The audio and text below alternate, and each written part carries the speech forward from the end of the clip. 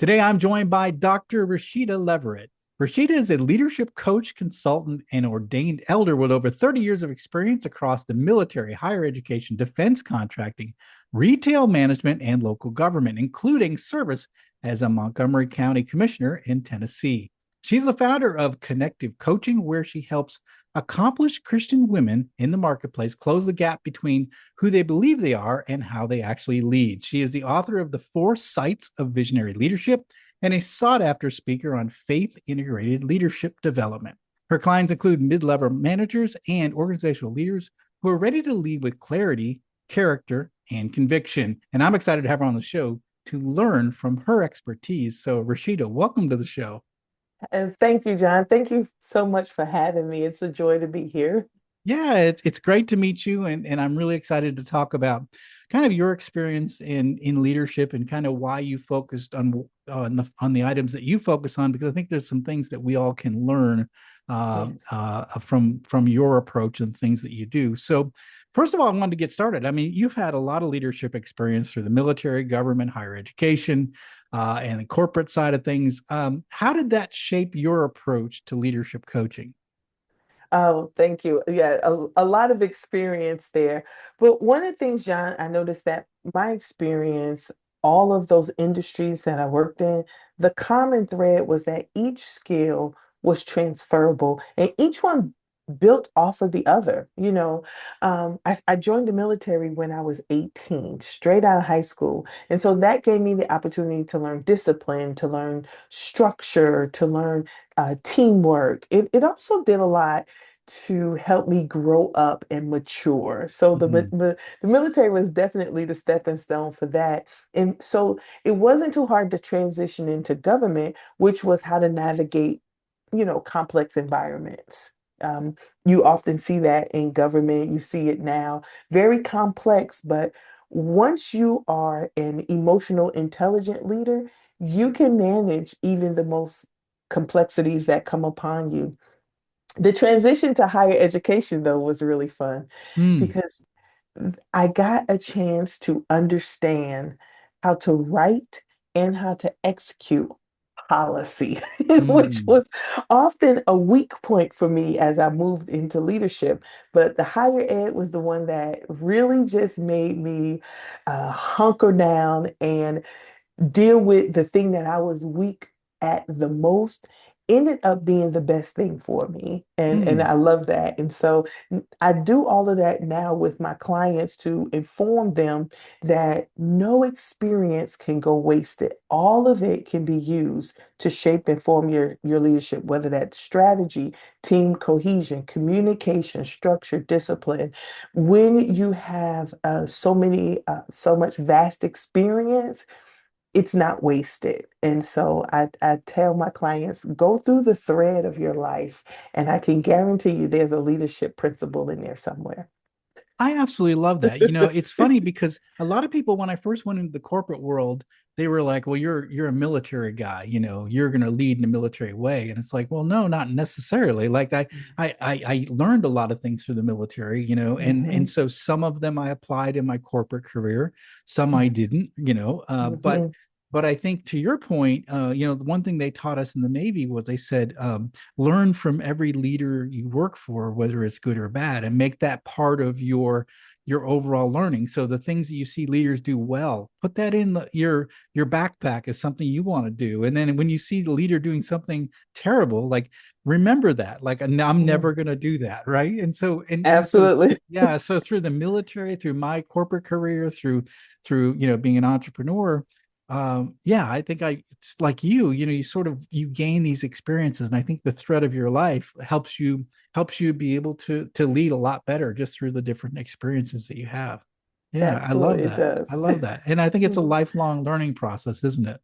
Oh, it definitely is. And not only do you have the leadership lessons from the threads and the industries you work in, you also have people skills. You develop those Mhm. life lessons, those principles, and that you create your own value system and the core of who you are based off of all of that work that you do on yourself and in your leadership.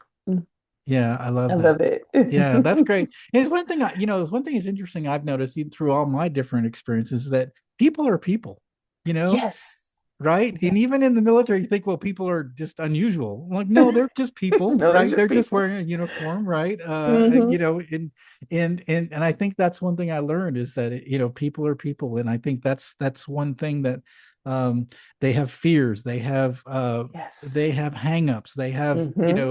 they have challenges. They grew up a certain way in a certain mindset, so Hmm. have to deal with that as leaders. You're dealing with all these different personalities, and I think that Yes. doesn't change no matter where you're at and where you're serving.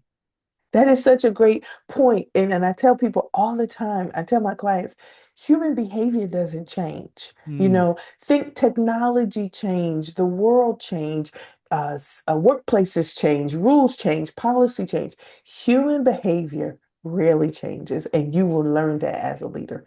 yeah, yeah, I love that. Well, Mhm. so you're specifically now working with Christian women in the Yes. marketplace. So why that niche, and what makes their leadership challenges unique?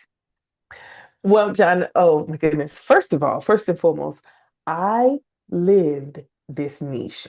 And Mm, back then, I didn't know it was a niche. okay. And so, working with Christian women now who work in secular, what I like to call marketplace positions, I noticed this common thread as I begin to study my life and begin to study the women who were coming to me for coaching. And I didn't have a name for it till a couple of years into my coaching practice, and it's called identity fragmentation. Mm, What happens with a lot of Christian women in the workplace is they are one way on Sunday, and then they're another way Monday through Friday.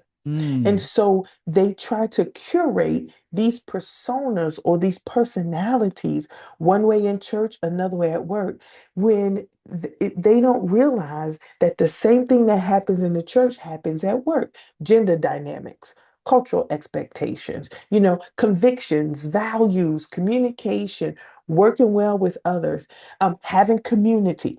And I try to show them that there's an intersection um, between who you are at work and who you are at church. That actually doesn't change. And actually, you can lead more powerfully when you see your faith as part of your identity. mm. I coach from a Christian perspective and I teach my clients a lot. Look at the way Jesus cultivated the 12 disciples. Oh He yeah. took 12 people from various industries, various personalities, and for 3 years, he walked with them, he mentored them, he taught them, he disciplined them, he rebuked them, he celebrated them, he did all of those things. And then he sent them out to replicate what he had instilled to them. I said, that's the same thing you need to do as a leader. But you Yeah. have to have a core conviction. When Jesus came onto the scene, he had a core conviction and he was clear in his identity. And he just said two words: I am. I am the Yeah. door. I am the gate. I am, you know. And so if you can integrate your identity in your faith, your leadership, you don't have to have a split mind and a fragmented identity because you lead from the core of who you are. And so once I get my clients to understand that there's no compartmentalization, but intentional integration of your faith into your workplace. And I'm not saying, John, you're going to go to work and proselytize because that's not what those people pay you for. Yeah. You know, they pay you to lead, they pay you to be productive.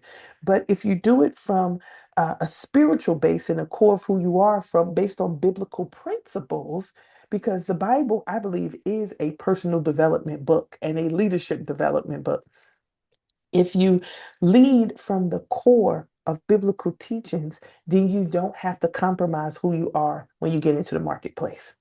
Yeah, I love that. I think the example you use of Jesus and the disciples was that he spent time individually with each one of them, and he led them the way they needed to be led, right? And so Hmm. I always Hmm. believe that you can't lead people that you don't know. And I think that's a great example where he knew them intimately, right? He knew each one of Yes. his disciples and he poured himself into them because he knew that he wanted them to lead the same way. and Absolutely. that was what he was trying to do. It's like, this is the way I'm teaching you how to do it. Now go do it, Yes. Yes. And so, and interesting, he didn't pour himself into the thousands. He poured himself into 12, Mm-mm.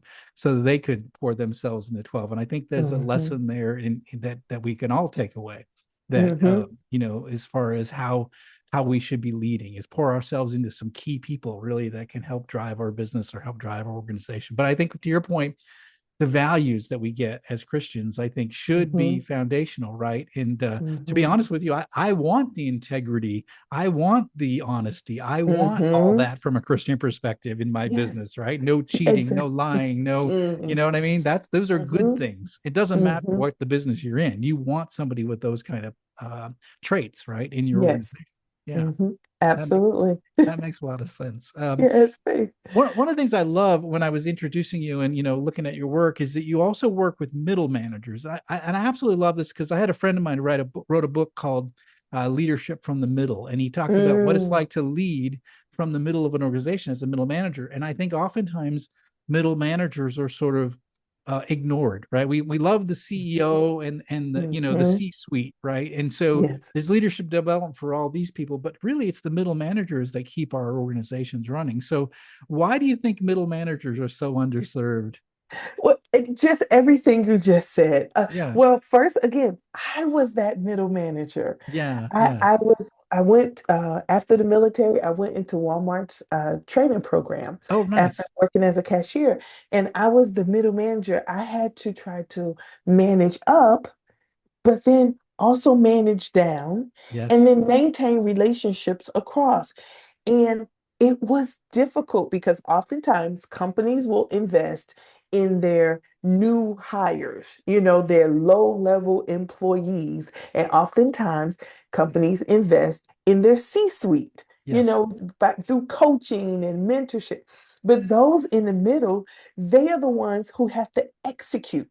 The people at the top give the vision, but the middle managers have to execute that vision. And oftentimes they're not given the resources, they're underdeveloped themselves, they're not sure how to lead because most of the time they're first time leaders, they're first time supervisors. They're usually the people who came from the uh, base, and they Yeah. did Yeah. so well that the company said, "Oh, you do so well. Let's go ahead and make you a supervisor." But yet, I give you the title supervisor, but I don't teach you how to lead, especially when you're leading your peers. Right, right. Yeah, You one know, day you're buddies and next day you're the supervisor. And that is a big challenge. I saw that in the Navy too, where guys would get promoted to chief petty officer. And so one day they're buddies with all their first class buddies, and all of a sudden they're chief now, and they're the they change their uniform. Now they're the boss. And it's and it's like you're now suddenly you're the boss, right? And so the yes. relationships change, and you're right, we don't do a good enough job Mm-mm. when people get promoted into that first supervisory job, that first manager job. We sort Yes. of, I always say, we it's at least in my corporate experience, was learn while you burn. Like, we promote Yes. you and they're like, good luck with it. Yes, And we you wonder are why they now a don't. manager. Right, exactly. You're congratulations. So I love that you're working with that group, because I do believe it's underserved, and I do Hmm. believe that that much of our organizational success comes from the strength of our middle managers. I Yes. mean, Hmm. it's absolutely critical that you have high performing middle managers. So that does make a lot of sense. Yes. So Yes. yeah, you say, so one of the things that you say, that there's a gap between Hmm. what leaders believe about themselves and how they Yes. actually behave in the workplace. Yes. This is very interesting, Hmm. because it's one of those things that I don't think anyone wants to be a bad leader, and everyone thinks they're probably a good leader, but the really the perspective comes from the people themselves, right? Hmm. So tell us a little bit about that gap, and how do you help your leaders get through that? It's so, I say this all the time. You have to walk the walk and talk the talk. And the Mm, biggest gap that I see in leadership is leaders who state their values, but their behavior is not in line with what they said. So you have the stated values and then you have the lived behavior. And an example of that would be the biggest one I always use is a leader who says, I believe in people development. Our people are our number one resource. We love our people. But when people are micromanaged, when they are undervalued, when they are underpaid, when they are overwhelmed, and when they need an outlet to talk to their leader, either the leader is nowhere to be found, sometimes they're often dismissive. So you're saying to me, and all the pretty posters on the board are saying you value me, and yet when I need to be seen or heard or just noticed, oftentimes your upper leaders will have those blind spots. And so my work that I do with organizations and with individual leaders is, again, it goes back to that value system. What you say, what you believe, and what you do must always be in direct alignment, Mm. right? So I help leaders recognize the blind spots or recognize the misalignment between what they say and what they do so that their teams are not confused, so that their stakeholders are not confused.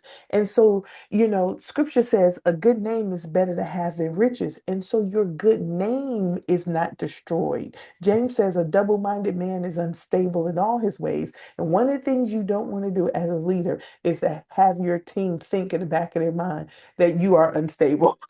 Right, right. Yeah. And so you have to be willing to acknowledge that, maybe what I'm saying is not aligning what I'm doing, and I should probably get some help, get someone to help me facilitate how I close the gap in my blind spots. Mm. I really like that. And I think one of the things that when you're inconsistent with your what you say and what you do, I think that it Mhm. violates trust and people start not Mhm. trusting you. Like if you say, all right, guys, if we work really hard, we can get out early on Friday. Mhm. And then you work really hard on Friday. It's like, hey guys, sorry, but we got to really stay. Yes. We can't do it. Mhm. It's like, and then that's like a little erosion of trust. Like your word Mhm. wasn't important, right? And I think that's if we want to build trust in an organization, we have to be people of our word, right? Mhm. If we say, like to your point, if we say one of our values are we're on time for everything we do, and you're 5 minutes late to every Mhm. meeting, then you're Mhm. violating that, and people are like, well, this his words don't mean anything, her words don't mean anything, right? And Mhm. so then you lose that trust, Yes. and Yes. I think one of the things that I learned along the way, and tell me if you think it's true too, is Mhm. I always say that I tend to not make a lot of promises for the Mhm. very reason is that when I do make a promise, I always 100% meet that promise, right? And so Absolutely. I'm I very heard that. slow to make a promise because I'm Yes. very afraid that I want to make sure that I can commit to that promise. Yeah, I read a book a long time ago, and it was the autobiography of Zig Ziglar, one of the Oh most yeah, famous yeah, salespeople. And I will never forget this line with Zig Ziglar: under promise and over deliver. yeah. And I teach my clients, don't tell your staff that you can do something and that in the core of who you are, you can't deliver on that. Mm. I would rather you over deliver and let your team applaud you, and underestimate you than to say that you are going to do something and then you don't deliver on that, because again, it loses trust. And Stephen Covey wrote a wonderful book called The Speed of Trust.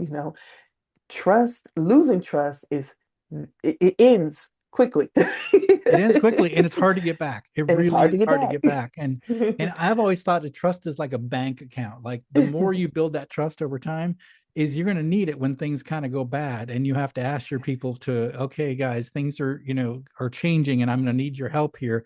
And if they Hmm. trust you, like during the pandemic, for example, Hmm. there were a lot of people coming to me like, what does this mean for our company? And it's like, well, I don't know yet. And as soon as I Hmm. know, I'll let you know. Well, they Yes. trusted me with that because they Yes. know that I do care and I do look out for them. And I built trust. I built that bank Hmm. account over the years to Hmm. when things got ugly, they Yes. trusted me to It figure it just out. Yes, because I that's built that perfect. bank. Yeah, I built that bank account up. Yeah. Yeah. Perfect. Perfectly said. I love that. So your book is called The Four Sights of Visionary Leadership, and I love the idea of four sights. So, can you walk us through those four sights, and how can we think about that as leaders? Absolutely. So the foresights of visionary leadership is based off of my TED Talk, which you can find on YouTube, by Yes. the way. Um, and so when I began to sit down and reflect on what are some of the things that will make a successful new leader, middle manager, frontline leader, become a visionary leader and be able to cast vision for their organization. And the first thing that I looked at was, okay, they need to be able to recognize trends and anticipate and plan and cast the vision. And I said, sounds a lot like foresight. So I just kind of wrote that down. And so after I started saying, well, they definitely need to go within. They have to have self-awareness. They have to have emotional intelligence. They have to know what drives them. And all of a sudden, I thought, they have to be insightful. So, John, I looked at this piece of paper and I said, foresight, insight. Huh. And then I had a dream of a set of binoculars. Oh, I love this. And I said, okay, I need two other sight words, so to Yeah. speak. And so as I started writing out what else leaders need, hindsight and oversight came Oh, to I love mind. this. Yeah. So hindsight is the ability to learn from your Yeah. experiences Yeah. without being defined. So you look at the past, you look at what's in your rearview mirror, and you say, okay, these were lessons learned. I can take these experiences and know what to do with them in my leadership capacity. And then the last one is oversight. Oversight is your ability to see the whole picture, to see the whole organization, to become a systems thinker, to be able to manage and massage the culture and the people around you. So I think every leader who is ready to cast vision, whether he or she is a middle manager all the way up to the C-suite, needs to have foresight, insight, hindsight, and oversight.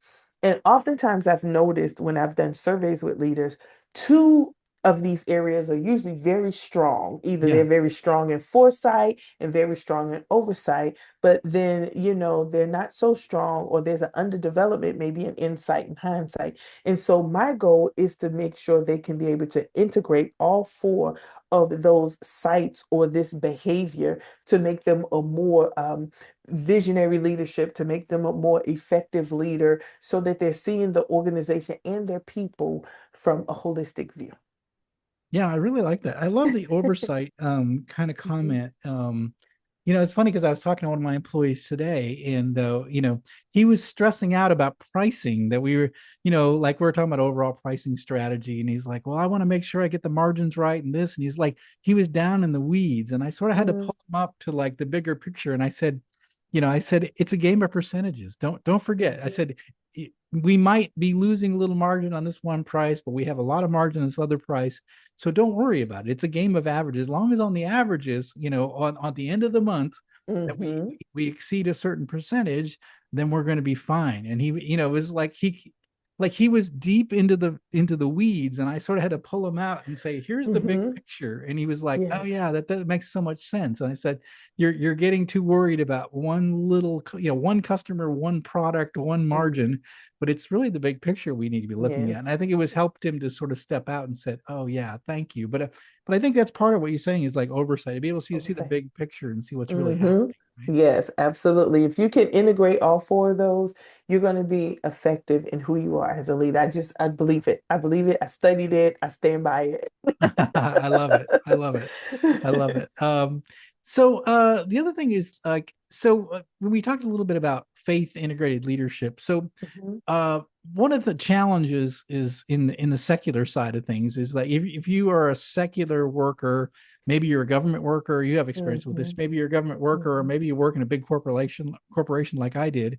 It's not necessarily a faith-based organization, right? so That's right. so what does faith integrated leadership look like in a secular workplace, and how can we work on that tension between wanting to do what the company wants, but also having our Christian values?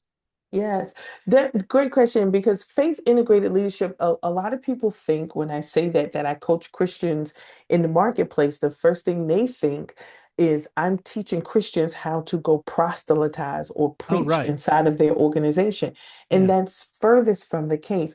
I am trying to coach Christians and help them know that their faith and their personal and professional behavior does not have to drift apart from Mm, each other, that it can actually be there's an integration that can take place. And once you are integrating your faith, you make decisions based on your convictions, based on your character, based on your integrity, which a lot of organizations love to talk about integrity, honor, duty. Well, those are all integrated in biblical principles, right? It looks like a genuine care for your people and not just performance.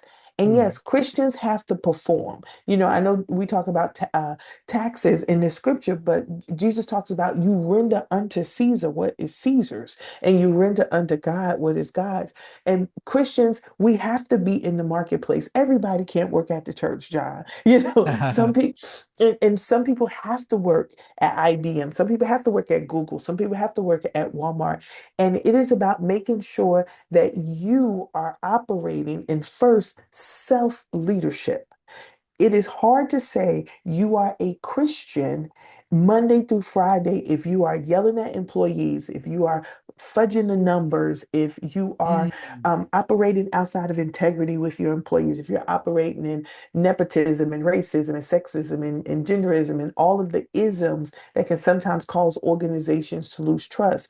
When you are leading first from who you are as a Christian, you think and you behave with wisdom, mm. those wisdom principles that says, before I fire John for being late 3 days in a row, let me sit down with him and find out why was he late 3 days in a row when the past 3 years he's never had these problems. You may find that John had an emergency at work, that you're not so hasty at home, rather, you're not so hasty in Mm. your decision to fire John. And then that becomes a testimony of your conduct. You know, in the book of Acts, Jesus tells the disciples, I'm going to give you power, and you're going to have the power to go out into Judea and Samaria and other most.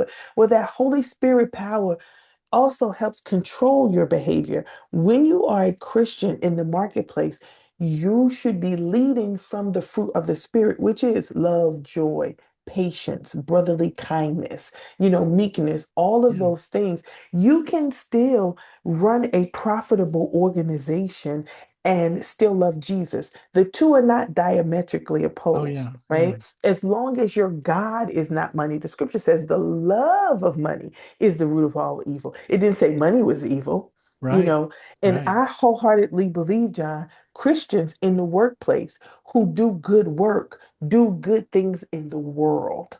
And so I try to teach my clients do good things in the world. Use your marketplace influence and the money that you earn on your job to do good things for the kingdom of God. And so I teach them not to separate the two, but it's a consistent lifestyle, Monday through Friday and Saturday and Sunday. Yeah. And it's interesting too, because from a Christian perspective, it's like we might be the only God that people ever see, right? And so, how are Exactly. we representing ourselves as Christian in the workplace if we are lying, cheating, stealing, Yes. fudging the numbers, right? Then it's like, well, Hmm. then people who are non-Christians say, well, this is no different than me, right? So like, Absolutely. so Absolutely. I think the idea is like if we are to be different, then we have to live that, and I love that. Yes. So it shouldn't be a tension. You should be living it. Hmm. The Monday through Friday as well Yes. as Sunday morning. So Yes. I love that. I love it. Well, this has been a fantastic, Rashida. Well, Yes. do you have a final message that you'd like to leave with our listeners? Yes, I want to let every middle manager out there, every Christian middle manager, every Christian woman who's in middle management know the messages that we have been taught as women is that we should be nice and small. And I need Christian women to know you do not have to shrink. Mm. You can be a Deborah, right? Deborah was a judge for Israel. She led her people even to war, and she never lost her femininity. She never lost her reliance on God. You can be Lydia, an entrepreneur, a seller of purple, and still be able to serve your community, right? You can be a Esther who had to go before those who were in higher power with her on behalf of her people to make sure that they were taken care of. And so I need Christians in the marketplace to know that when you are principled and when you are grounded and when you are genuinely interested in people, just like Jesus was interested in cultivating his disciples, your boardroom and your kingdom character will show up at the same exact time, and people will trust you, and God will be pleased. I love it. That's such a great message, and I think we need to hear that because it's oftentimes we struggle with that. I'm Hmm. Christian, but I don't want to, I don't want to be preachy. It's like, well, Yes. no, live a good Christian life in Yes. your workplace, and you're gonna be sought after, right? We want Yes. people of integrity. We want people who are who Hmm. have strong faith and that are resilient and that Yes. and that treat people with respect. So that's Hmm. such a great message. Well, this has been great. How can our listeners Yes. find out more about you, the work you do, and this book that you have? Yes, well, definitely. You can find me at RashidaLeverett.com. My book, Foresights of Visionary Leadership, you can get it on my website as well as Amazon.com. And I love social media, John. So I'm on all the social media sites. I'm on Instagram, LinkedIn, Facebook. I would love to, have your audience connect with me, but definitely RashidaLeverett.com. And if you are a middle manager and you are stuck between your faith and your work, reach out to me because I do have a framework that will help you close that gap. Definitely. Fantastic. And we're going to put the links to all of Rashida's resources here in the show notes. And if there's something resonated in this conversation, if you're listening to us and you're like, oh, wow, this is me, or you know what, I've been struggling with this idea of my Christianity in the workplace. How do I be a leader and how do I be a Christian? Maybe you're in middle manager and you're like, no one's ever trained me. I don't even know where to start. Mhm. Rashid is the expert, and that's why we have the experts on the show. The links are in the show notes. I really highly encourage you to reach out to her if you've got a question or if you've something in this conversation really sparked interest and you're curious about it. She's more than happy to answer any questions. And the book is we have a link here in the book. It's called The Four Sights of Visionary Leadership, and those are foresight, insight, hindsight, and oversight. Right? Yes, yes, yes, So I took good notes. yes. So I highly encourage you to pick up that book. You want to be a better leader?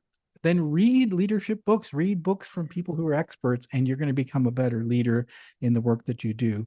Rashida, thanks for coming on the show. Thanks for sharing your story, your journey, and the things you've learned along the way and how you're helping other leaders. And I really appreciate that. And John, thank you for having me. It has been my absolute joy and pleasure. And Godspeed to you and your organization. Well, thank you again. Well, that is it for today. Thank you for listening to Deep Leadership. If you like this podcast, please subscribe and share so we can continue to build a world with better bosses. Until next time, this is John Rennie saying take care and lead well.